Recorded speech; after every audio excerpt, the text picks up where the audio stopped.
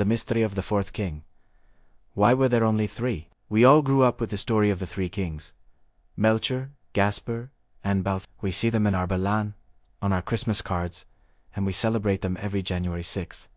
But what if I told you the story is incomplete? Ancient legends and historical whispers suggest there was actually a fourth king, a man who saw the same star, carried a fourth magnificent gift, but never made it to the manger.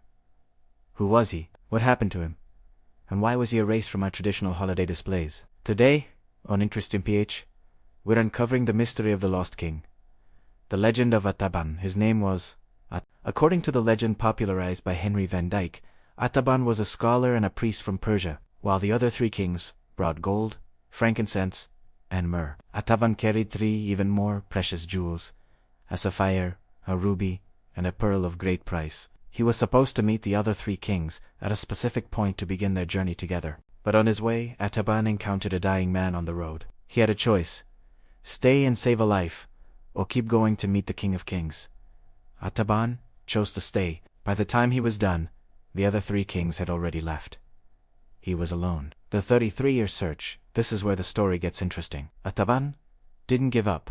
He spent the next 33 years of his life searching for the child. But every time he got close to finding the king, he found someone else in need instead. He used his sapphire to bribe a soldier to save a child's life. He used his ruby to feed the hungry during a famine. For over 3 decades, the fourth king wandered the world, becoming poor, tired, and old, still carrying that final pearl, hoping to one day present it to his king. The philosophical twist: Seneca's wisdom. You might be thinking, what a failure, he missed the moment. But this is where the philosophy of the Stoic Seneca comes in. Seneca once said, "Wherever there is a human being, there is an opportunity for a kindness." Misery teaches us that the journey is often more important than the destination. While the three kings gave gifts of wealth, the fourth king gave the gift of his life and his time. He lived in harmony with nature, helping others rather than living for the opinion of being seen at a royal birth. According to the legend, Artaban finally arrived in Jerusalem just as the king was being crucified. He thought he had failed, until a voice told him, "Whatever you did for the least of these, you did for me."